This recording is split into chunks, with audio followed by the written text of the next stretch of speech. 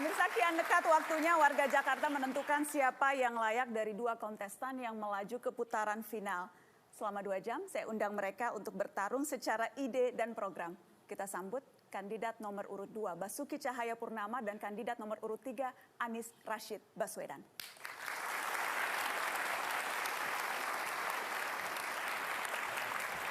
Sekali lagi kita kasih tepuk tangan untuk dua kandidat. Terima kasih Pak Basuki, Pak Anies. Terima kasih sudah hadir. Silakan duduk. Senang sekali dua narasumber yang kerap kali hadir di Mata Najwa malam ini juga hadir dalam kesempatan yang istimewa. Sehat-sehat Pak Anies, Pak Basuki? Sehat. Alhamdulillah. Alhamdulillah sehat-sehat dan kita semua juga sehat. Kami mengundang kandidat tapi kami sengaja untuk tidak mengundang tim pendukung. Karena malam ini kita ingin adu gagasan pemikiran, bukan adu sorak dan adu teriak. Dan saya juga ingin sampaikan para penonton yang hadir di studio Mata Najwa malam ini, dari masyarakat umum juga sudah berjanji untuk menjaga ketertiban. Para mahasiswa, teman-teman mahasiswa juga ramai malam ini. Pak Basuki, Pak Anies, saya ingin mulai dengan membacakan ada aturan main. Bagaimana kita akan malam ini berdiskusi. Jadi dialog atau debat akan kita bagi menjadi 7 segmen atau 7 bagian. Setiap bagian akan mendalami satu fokus bahasan dengan durasi kurang lebih 12-15 menit dalam satu segmen. Setiap segmen akan saya awali dengan pertanyaan dan kedua kandidat akan diberikan waktu 1,5 menit untuk menjawab pertanyaan pertama. Kemudian setelah itu akan dilanjutkan dengan diskusi terbuka. Jadi masing-masing kandidat dapat saling menanggapi dan selama diskusi terbuka itu mungkin saja akan ada pertanyaan lanjutan dari moderator dan juga moderator akan memiliki kewenangan untuk mengatur jalannya diskusi termasuk untuk menjaga keseimbangan durasi jawaban antar kandidat. Jadi nanti pada saat open diskusi terbuka saya akan mengingatkan soal keseimbangan durasi. Karena saya yakin kita semua juga paham dalam perdebatan bukan hanya yang penting menyampaikan pendapat tapi juga kepekaan untuk mendengarkan jawaban. Dan kita akan mulai dengan mempersilahkan tepuk tangan kepada kedua kandidat yang akan kita ajak diskusi malam hari ini. Baik, Pak Basuki, Pak Anies, kita mulai dengan pertanyaan pertama. Waktunya 1,5 menit untuk masing-masing kandidat. Masih pertanyaan yang umum yang saya ingin tahu. Apa prioritas utama program yang Anda bawa dan memiliki nilai tambah dalam pilkada ini?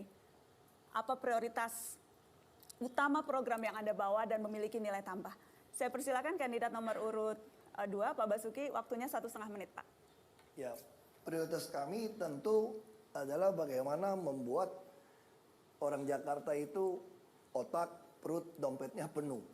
Artinya itu dari sisi rohani, budaya, pendidikan, kesehatan maupun ekonomi. Nah, untuk bisa mencapai itu, prioritas utama kami yang telah kami lakukan adalah birokrasi. Nah, itu adalah prioritas utama kami. Kami sangat yakin dengan adanya birokrasi yang tertata baik, dengan adanya transparansi, dengan adanya sistem, maka ini akan 5 tahun ke depan ketika PNS-PNS yang muda mulai naik, dia akan mulai mengisi. Nah, kami selama 3-4 tahun ini sudah membangun sistem. Ini contoh PNS. PNS itu sudah jelas ada kinerjanya, ada indikatornya. Nah, kami sangat yakin tidak mungkin program kami bisa jalan kalau tidak memiliki PNS yang bersih, transparan, profesional tadi. Nah, ini yang kami lakukan. Sehingga 5 tahun ke depan, kami ini ngurusin orang dari Janin sampai ke liang lahat sebetulnya. Sampai kalau 5 tahun ke depan lagi, bahkan rumah sakit kami, kelas 3 itu sudah bukan 6 ranjang, tapi tinggal 4 ranjang. Bahkan kami juga menyediakan apartemen. Untuk apa? Jadi kalau untuk orang yang tidak mampu, kalau dia sakit, jangan pulang ke rumah. Kalau udah sekarat gitu ya, udah susah terminal atau stadium 4, dia boleh tinggal di apartemen, kami tetap urus dia sebagai keluarga. Itu yang kita lakukan. Terima kasih Pak Basuki, 1,5 menit Anda sudah selesai. Saya ingin persilakan ke Pak Anies 1,5 menit yang sama. Ya, terima kasih. Assalamualaikum warahmatullahi wabarakatuh. Waalaikumsalam. Saya ingin mulai dengan mengucapkan selamat hari Nyepi yang bagi umat Hindu yang besok merayakan Nyepi. Yang kedua, terkait dengan prioritas Jakarta. Yang dibutuhkan Jakarta bukan hanya pemimpin yang kuat, bukan hanya birokrasi yang kuat, tetapi justru warga yang kuat, warga yang berdaya, warga yang bisa terlibat. Yang kedua, kita membutuhkan di Jakarta keberpihakan. Kepemimpinan yang berpihak. Berpihak pada siapa? Pada yang rentan. Yang rentan dari mulai sosioekonomi, yang tak bekerja, tak terdidik, yang hari ini belum memiliki kemampuan ekonomi. Termasuk mereka yang menyandang disabilitas, termasuk kaum perempuan, anak-anak, orang tua, keberpihakan. Yang ketiga, yang tidak kalah penting, menyelesaikan problem dengan kepemimpinan yang efektif. Jakarta membutuhkan perencanaan yang baik, dan itu artinya bisa merumuskan masalah, bisa merumuskan langkahnya, lalu eksekusinya dengan baik hingga tuntas. Dan bila itu dilakukan dengan fokus 3 hal. 1, penyiapan lapangan pekerjaan yang lebih luas. Kita memiliki program OKOC. Kemudian yang kedua adalah pendidikan berkualitas hingga tuntas. Yang ketiga adalah kebutuhan pokok yang harganya terjangkau. Basic itu yang menjadi prioritas kita, dan bila dilaksanakan insya Allah bisa membuat perubahan di Jakarta. Terima kasih. Terima kasih Mas Anies Baswedan. Bisa kita kasih tepuk tangan juga untuk Mas Anies Baswedan untuk pembukanya. Saya ingin melanjutkan dengan diskusi terbuka. Saya ingin ke Pak Anies terlebih dahulu. Dalam beberapa kesempatan Anda kerap menyatakan akan menjaga dan meneruskan program pemerintah provinsi yang selama ini sudah diterima warga Jakarta. Tapi pertanyaan saya bukan itu. Pertanyaan saya, apa 2 hal utama di antara program Pemprov yang akan Anda batalkan atau akan Anda ganti sama sekali? Jadi malah yang dibatalkan ya? Yang dibatalkan. Pertama, sudah sering disampaikan, kita akan membuat KJP bukan saja menjangkau siswa, tetapi anak usia sekolah. Peraturan gubernur yang membatasi itu akan kami ubah. Yang kedua, sering kita bicarakan mengenai penggusuran. Kita ingin memastikan bahwa di Jakarta besok yang dilakukan adalah penataan. Kita ingin memastikan kita memberikan ruang bagi seluruh warga Jakarta, siapapun, kaya miskin, untuk mendapatkan kesempatan hidup tinggal di Jakarta dengan nyaman. Dan itu kepastian papan menjadi penting. Oke. Ini 2 saja yang diambil. 2 saja Mas Anies, jadi Anda Sebenarnya akan... ada lagi beberapa, tapi 2 Saya minta aja. 2 saja, KJP dan kemudian tadi pendekatan penggusuran. Pak Basuki, tanggapan Anda akan ada 2 itu yang dibatalkan? Saya mesti berdiri atau duduk? Terserah. Panggung untuk Karena Anda, ini- terserah. Saya juga bingung. Ya udahlah, ikut aja deh. Baik, kita Ya. berikan kesempatan menanggapi. Kita tentu tidak batalkan ya. Misalnya KJP Plus tadi ya. Kami mempunyai kajian, pengalaman saya waktu jadi bupati di Belitung Timur. Kami kasih tidak bayar sekolah. Tapi masih banyak sekali anak-anak nggak sekolah. Kenapa? Karena dia kerja timah, ada ekonomi. Makanya anggap KJP Plus itu bagi kami itu adalah menambah nilai. Misalnya sekarang kami lagi uji coba nih ya. Orang, anak-anak ini dapat beli daging 35.000, beli beras premium 6.000, beli telur juga murah. Nah ternyata tidak semua anak beli. Nah artinya apa?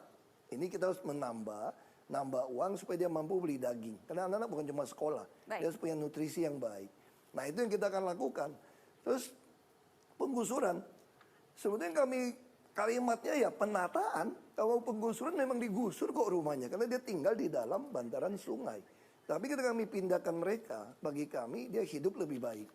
Tidak layaklah membiarkan orang tinggal dalam sungai, tiap kali Baik. hujan datang banjir, apalagi TBC macam-macam sempit. Jadi kami pindah dia tempat lebih baik. Jadi saya kira 2 program itu, kalau saya masih jadi gubernur, kita akan teruskan. Bukti Baik. Ciliwung banjir berkurang. Baik. 2.200 ke 80 titik. Kita akan bahas lebih jauh nanti soal KJP dan juga soal pendekatan penggusuran tadi atau penataan. Saya ingin kita melihat bagaimana perjalanan kampanye selama 6 bulan ini. Ada sejumlah program yang Anda berdua miliki yang memiliki kemiripan satu sama lain. Karenanya sempat kita dengar ada saling klaim, mana yang lebih dulu, mana yang meniru. Seperti ini contohnya, kita lihat sama-sama.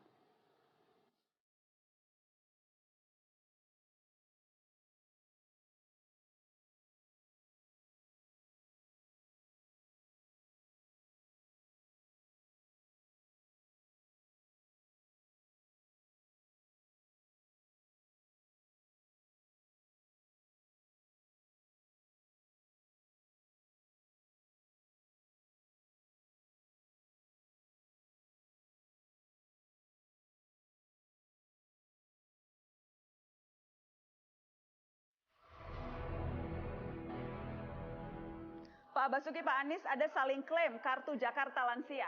Saya mau ke Pak Basuki dulu. Anda ini belum lama meluncurkan itu dan memang baru di putaran kedua. Apa keistimewaannya kartu Jakarta Lansia itu? 1,5 menit, Pak Basuki. Enggak, sebetulnya bukan baru diluncurkan. Kalau Anda lihat berita ya, saya sengaja print out ini. Itu tahun 2013, 24 September, saya udah bilang, uang pensiun untuk lansia sudah diatur dalam Undang-Undang SJSN. Jadi ini 2013 kita udah bicara. Sayangnya pemerintah kan mewajibkan tenaga kerja 2019. Makanya kami mulai melaksanakan sekarang. Nah, kalau dalam pelaksanaannya, uang pensiun kan gotong royong. Uang orang yang sudah meninggal, bantu yang masih hidup, yang lansia ini. Nah, kita temukan di lapangan lansia ini butuh pertolongan. Terus apalagi yang kita ngomong lansia nih. 2013, 16 April juga ngomong udah lansia. Jadi 2013, ketika kami melaksanakan sistem jaminan sosial nasional, kami udah pikirkan soal lansia ini. Dia harus mendapatkan uang pensiun. Hanya bentuk nilai berapa kita perlu kajian. Nah, terakhir kita perkirakan mungkin 600.000 sampai 1 juta.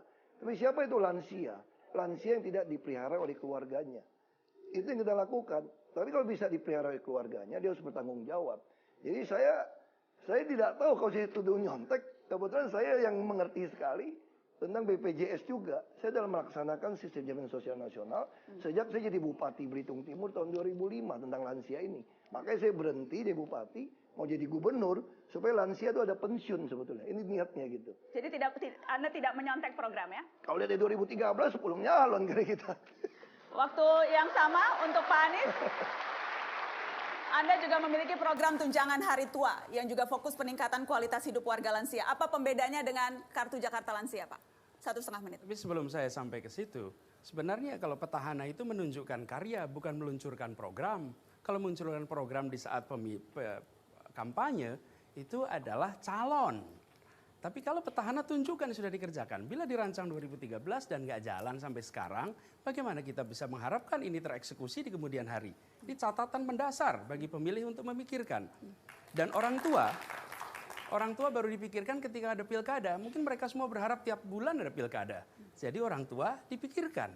Kalau kami, karena kami memang mau mencalonkan, kami tunjukkan. Kami memulai dengan program pada saat awal kampanye ini, santunan untuk orang tua, untuk lansia. Nilainya Rp300.000 per bulan. Kemudian muncullah Rp600.000, ya alhamdulillah double.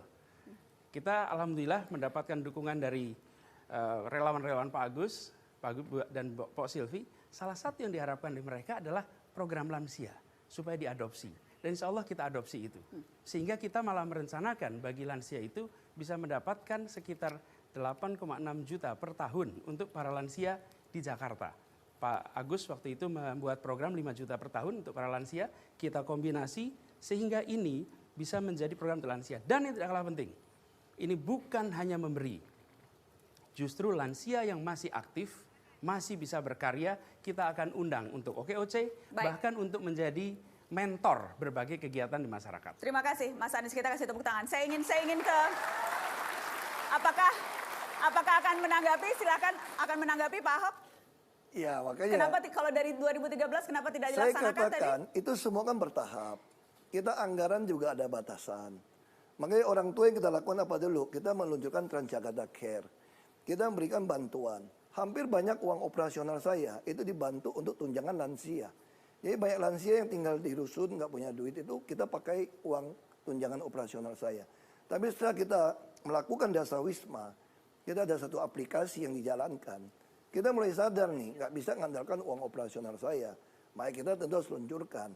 Nah tentu namanya apa? Mereka bilang udah ada KJP, ada KJL. Ya kita ikutin aja KJL. Tapi secara prinsip kita udah bicarakan. Prinsip kami itu sederhana aja. Bagaimana undang-undang sistem jaminan sosial nasional bisa kita implementasikan di Jakarta. Saya ingin minta tanggapan Pak Anies untuk yang tadi sebelum saya pindah ke topik lain. Ya saya lihat begini aja, kalau untuk infrastruktur cepat sekali pengerjaannya, tapi untuk warga, untuk orang tua justru lama. Menurut saya justru inilah prioritas yang harus digeser. Yang dipikirkan warganya, bukan benda matinya saja. Dan di sini yang kepemimpinan kita tawarkan yang berbeda. Kita memikirkan mengenai warganya, kita pikirkan kebahagiaan mereka, kesejahteraan mereka. Termasuk yang rentan, dalam hari ini orang tua. Jadi baik-baik saja bahwa itu diluncurkan pada saat ini, tapi menurut saya warga kemudian melihat kalau begini lebih baik pilkada tiap bulan biar program-program memikirkan warga muncul. Itu yang kami ingin Ada tanggapan Pak Ahok? Ya sebetulnya bukan begitu ya tuduhannya ya. Bisa contoh, orang Jakarta mungkin lupa ya. Dulu tuh masih suka lihat anak-anak pakai tas yang jelek, sepatu yang jelek. Nenek kakeknya yang tua itu stres, lihat cucunya nggak mampu. Baik. Sekarang mana ada? Atau orang tua sekarang ngurus izin semua gitu mudah. Bahkan kami rumah-rumah yang tua pun, orang tua, kami perbaiki. Baik. Jadi sebetulnya kalau dibilang kami nggak jalankan program, emangnya Jakarta hari ini tambah buruk gitu loh. Baik. Pak Anies singkat. Singkat silakan. Ya. Jadi gini aja lah, kira-kira sederhananya. Programnya direncanakan 2013, sekarang 2017, 4 tahun lewat. Jembatan Semanggi itu sudah akan selesai dan orang tua masih belum mendapatkan yang mereka harus jadi haknya. Ini yang berbeda yang kami akan tawarkan. Kita akan pikirkan justru warganya. Pak Ahok? Sebetulnya cara berpikir bukan begitu ya. Sekarang saya tanya di Jakarta, masih ada nggak orang yang bekerja ketika orang tuanya sakit harus ngutang sama perusahaan? Nggak ada lagi. Siapa bilang kami nggak perhatikan orang tua? Maka kita jemput tuh teman-teman Jakarta Care. Baik. Jadi orang sakit udah. Sudah cukup. Baik. Kita akan sudahi di program kesehatan. Kita akan lanjutkan di program-program lain yang juga tampak beda tapi mirip. Tapi tidak mau dibilang sama. Setelah ini masih di Mata Najwa eksklusif babak final Pilkada Jakarta.